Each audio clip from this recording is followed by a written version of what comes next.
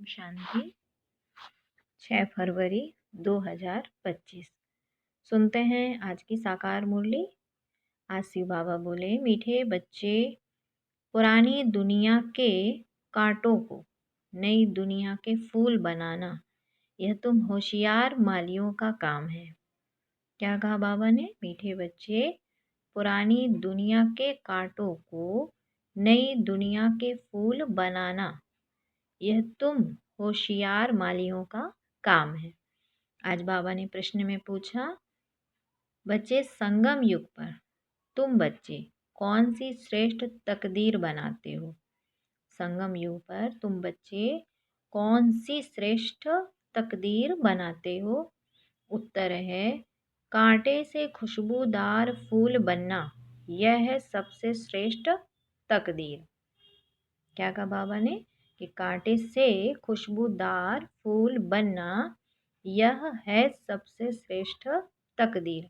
अगर एक भी कोई विकार है तो कांटा है।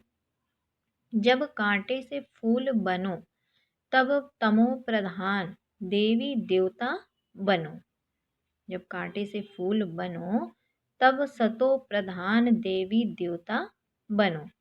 तुम बच्चे अभी 21 पीढ़ी के लिए अपनी सूर्यवंशी तकदीर बनाने आए हो। तुम बच्चे अभी 21 पीढ़ी के लिए अपनी सूर्यवंशी तकदीर बनाने आए हो। गीत है, तकदीर जगाकर आई हो। ओम शांति, ओम शांति। गीत बच्चों ने सुना, यह तो कॉमन गीत है, क्योंकि तुम हो माली, बाप है बागवान। तुम हो माली, बाप है बागवान। अब मालियों को कांटों से फूल बनाना है।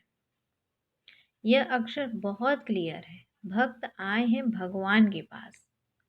यह सब भक्तियां हैं ना। अब ज्ञान की पढ़ाई पढ़ने बाप के पास आए हैं। इस राजयोग की पढ़ाई से ही नई दुनिया के मालिक बनते हो।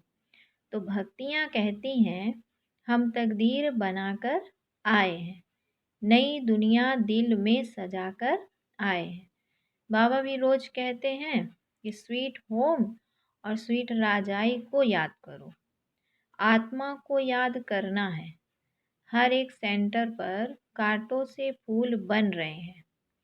फूलों में भी नंबरवार होते हैं ना।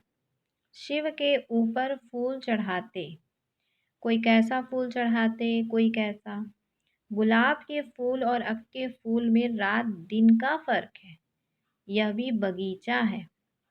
कई मोतियों के फूल हैं, कोई चंपा के, कोई रतन ज्योति है। बाबा कहते हैं कोई अक्के भी हैं। बच्चे जानते हैं इस समय सब हैं कांटे। यह दुनिया ही कांटों का जंगल है। इनको बनाना है नई दुनिया के फूल। इस पुरानी दुनिया में है कांटे। तो गीत में भी कहते हैं, हम बाप के पास आए हैं पुरानी दुनिया के कांटों से नई दुनिया का फूल बनने। जो बाप नई दुनिया स्थापन कर रहे हैं, कांटे से फूल अर्थात देवी देवता बनना है। गीत का अर्थ कितना सहज है। हम आए हैं तकदीर जगाने नई दुनिया के लिए।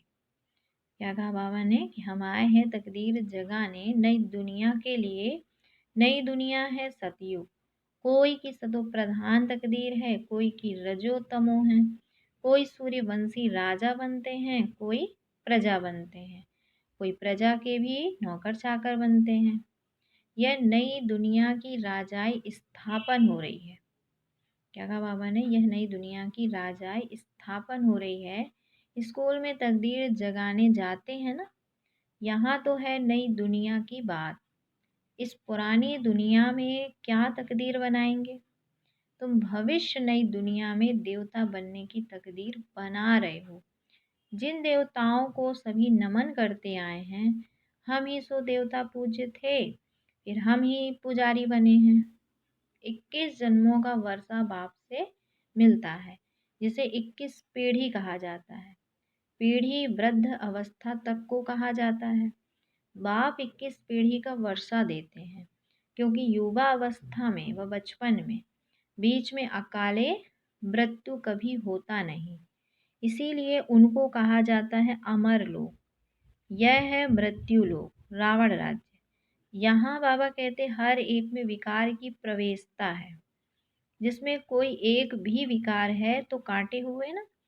बाप समझेंगे माली रॉयल खुशबूदार फूल बनाना नहीं जानते हैं।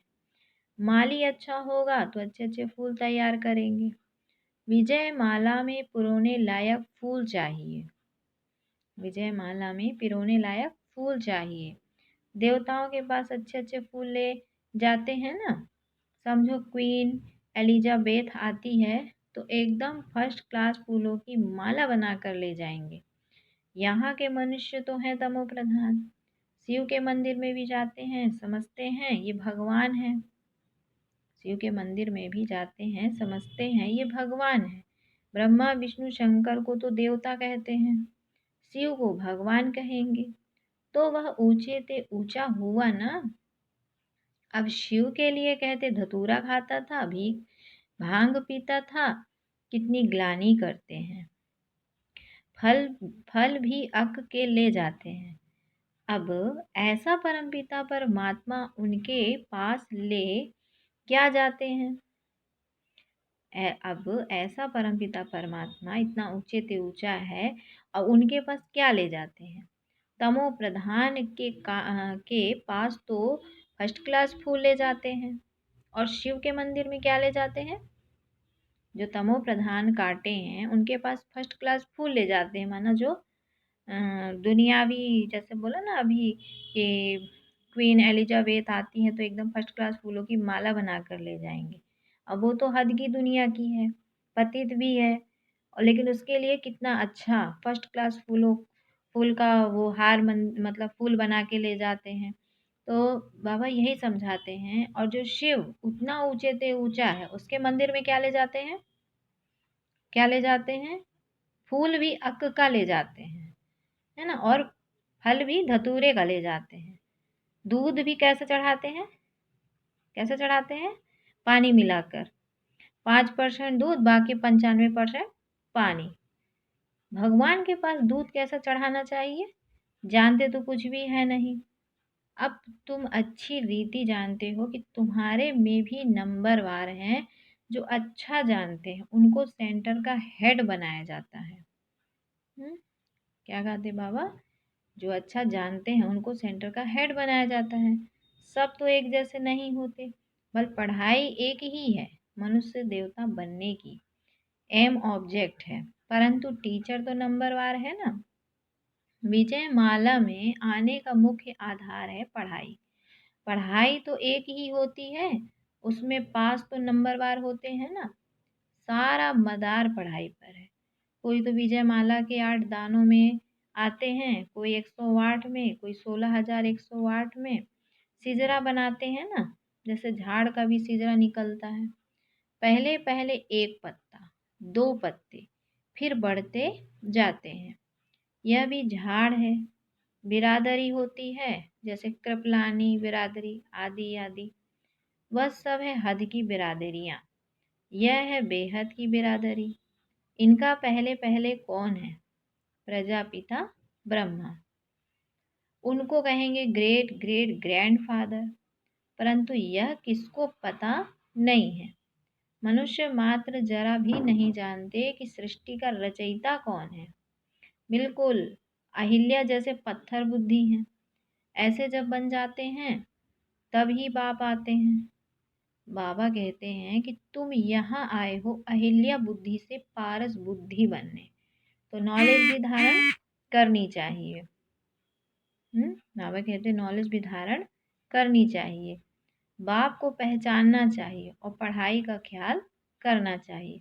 समझो आज आए हैं, कल अचानक शरीर छूट जाता है, फिर क्या पद पा सकेंगे। नॉलेज तो कुछ भी उठाए नहीं, कुछ भी सीखे नहीं, तो क्या पद पाएंगे। दिन प्रतिदिन जो देरी से शरीर छोड़ते हैं उनको टाइम तो थोड़ा मिलता है, क्योंकि टाइम तो कम होता जाता है। उसमें जन्म ले क्या कर सकेंगे। हाँ, तुम्हारे से जो जाएंगे तो कोई अच्छे घर में जन्म लेंगे, संस्कार ले जाते हैं तो वह आत्मा झट जाग जाएगी, शिव बाबा को याद करने लगेगी। संस्कार ही नहीं पड़े हुए होंगे तो कुछ भी नहीं होगा। इसको बहुत महीनता से समझना होता है। क्या बोला बाबा ने कि तुम्हारे में से जो जाएंगे तो कोई अच्छे घर में जन्म लेंगे, संस्कार ले जाते हैं तो वह आत्मा झट जाग जाएगी, शिव बाबा को याद करने लगेगी। संस्कार ही नहीं पड़े होंगे तो कुछ भी नहीं होगा। इसको बहुत महीनता से समझना होता है। माली अच्छे अच्छे फूलों को ले आते हैं तो उनकी महिमा भी गाई जाती है। फूल बनाना तो माली का काम है ना। ऐसे बहुत बच्चे हैं जिनको बाप को याद करना आता ही नहीं है। तकदीर के ऊपर है ना, तकदीर में नहीं है तो कुछ भी समझते नहीं। तकदीरवान बच्चे तो बाप को यथार्थ रीति पहचान कर उन्हें पूरी रीति याद करेंगे। बाप के साथ साथ नई दुनिया को भी याद करते रहेंगे। गीत में भी कहते हैं ना, हम नई दुनिया के लिए नई तकदीर बनाने के लिए आए हैं। 21 जन्म के लिए बाप से राज्य भाग्य लेना है। इस नशे और खुशी में रहे तो ऐसे ऐसे गीत का अर्थ इशारे से समझ जाए। स्कूल में भी कोई की तकदीर में नहीं होता है तो फेल हो पड़ते हैं। यह तो बहुत बड़ा इम्तहान है। भगवान खुद बैठ पढ़ाते हैं। यह नॉलेज सभी धर्म वालों के लिए है। बाप कहते हैं कि अपने को आत्मा समझ मुझ बाप को याद करो। तुम जानते हो किसी भी देहधारी मनुष्य को भगवान कह नहीं सकते। ब्रह्मा विष्णु शंकर को भी भगवान नहीं कहेंगे। वह भी सूक्ष्म वतनवासी देवताएं हैं। यह है मनुष्य। यहाँ देवताएं नहीं हैं। यह है मृत्यु लोक। यह लक्ष्मी नारायण आदि दैवी गुण वाले मनुष्य हैं जिसको डिटेज्म कहा जाता है। सतयुग में सभी देवी देवता हैं। सूक्ष्म वतन में है ही ब्रह्मा विष्णु शंकर। गाते भी हैं ब्रह्मा देवताय नमः, विष्णु देवताय नमः, फिर कहेंगे शिव परमात्माए नमः। शिव को देवता नहीं कहेंगे और मनुष्य को फिर भगवान नहीं कह सकते। 3 फ्लोर है ना, हम हैं 3rd फ्लोर पर। सतयुग के जो दैवी गुण वाले मनुष्य हैं वही फिर आसुरी गुण वाले बन जाते हैं। माया का ग्रहण लगने से काले हो जाते हैं। जैसे चंद्रमा को भी ग्रहण लगता है ना, वह है हद की बात है। यह है बेहद की बात। बेहद का दिन और बेहद की रात है। गाते भी हैं ब्रह्मा का दिन और रात। तुमको अभी एक बाप से ही पढ़ना है, बाकी सब कुछ भूल जाना है। बाप द्वारा पढ़ने से तुम नई दुनिया के मालिक बनते हो। यह सच्ची सच्ची गीता पाठशाला है। पाठशाला में हमेशा नहीं रहते। मनुष्य समझते हैं भक्ति मार्ग भगवान से मिलने का मार्ग है। जितना बहुत भक्ति करेंगे तो भगवान राजी होगा और आकर फल देगा। ये सब बातें तुम ही अब समझते हो। भगवान एक है जो फल अभी दे रहे हैं। जो पहले पहले सूर्यवंशी पूज्य थे उन्होंने ही सबसे जास्ती भक्ति की है, वही यहाँ आएंगे। तुमने ही पहले पहले शिव बाबा की अव्यचारी भक्ति की है तो जरूर तुम ही पहले पहले भक्त ठहरे। फिर गिरते गिरते तमो प्रधान बन जाते हो। आधा कल्प तुमने भक्ति की है इसलिए तुमको ही पहले ज्ञान देते हैं। तुम्हारे में भी नंबर वार है। तुम्हारी इस पढ़ाई में ये बहाना नहीं चल सकता कि हम दूर रहते हैं इसलिए रोज नहीं पढ़ सकते। कोई कहते हैं कि हम 10 माइल दूर रहते हैं। अरे बाबा की याद में तुम 10 माइल भी पैदल करके जाओ तो कभी थकावट नहीं होगी। कितना बड़ा खजाना लेते जाते हो। तीर्थों पर मनुष्य दर्शन करने के लिए पैदल जाते हैं, कितना धक्का खाते हैं। यह तो एक ही शहर की बात है। बाप कहते हैं मैं इतना दूर से आया हूँ, तुम कहते हो घर 5 माइल दूर है। वाह, खजाना लेने के लिए तो दौड़ते आना चाहिए। अमरनाथ पर सिर्फ दर्शन करने के लिए कहाँ कहाँ से जाते हैं।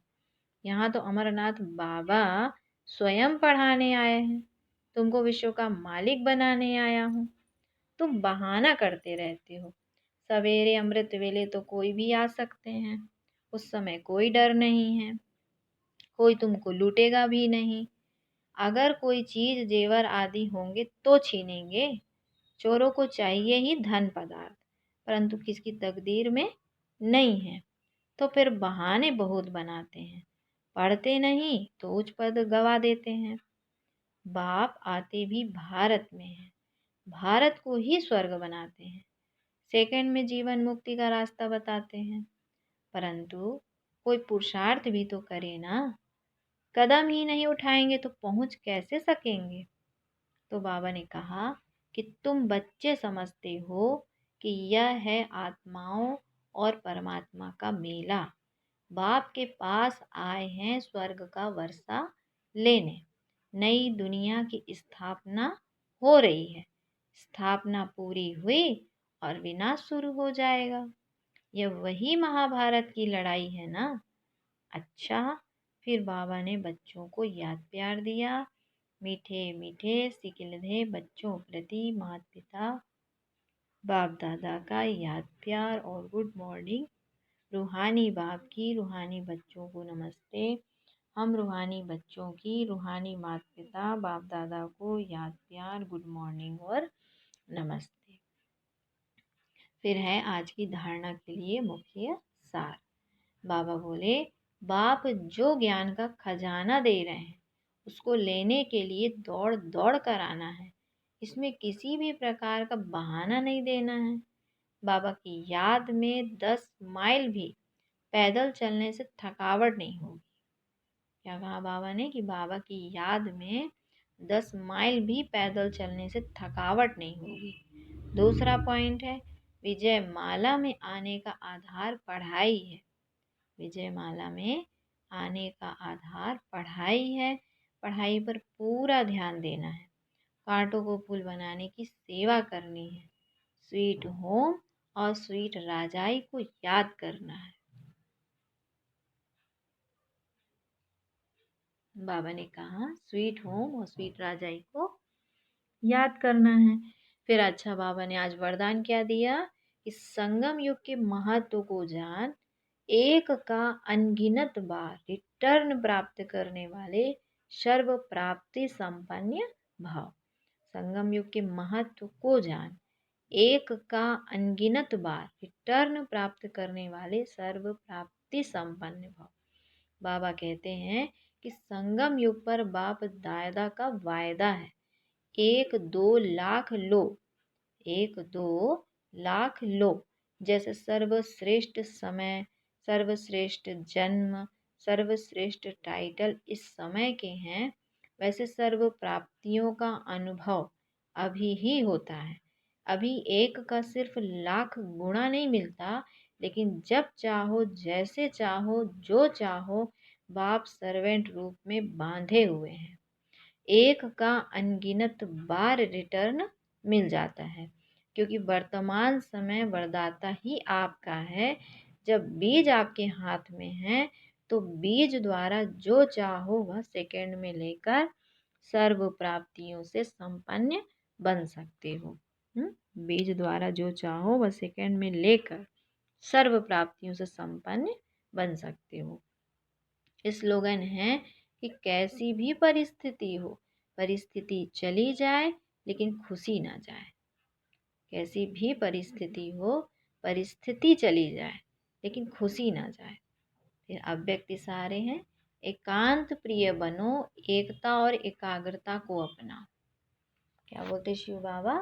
एकांत प्रिय बनो, एकता और एकाग्रता को अपनाओ।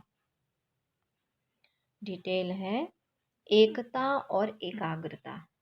क्या बोला शिव बाबा ने? एकता और एकाग्रता, यह दोनों श्रेष्ठ भुजाएं हैं कार्य करने की सफलता की। एकाग्रता अर्थात सदा निर्व्यर्थ संकल्प, निर्विकल्प। जहाँ एकता और एकाग्रता है वहाँ सफलता गले का हार है। वरदाता को एक शब्द प्यारा है, एक व्रता, एक बल एक भरोसा, साथ साथ एक मत, न मनमत न परमत, एक रस, न और कोई व्यक्ति न वैभव का रस, ऐसे ही एकता एकांत प्रिय, ना ऐसे ही एकता एकांत प्रिय। अच्छा, ओम शांति, ओम शांति।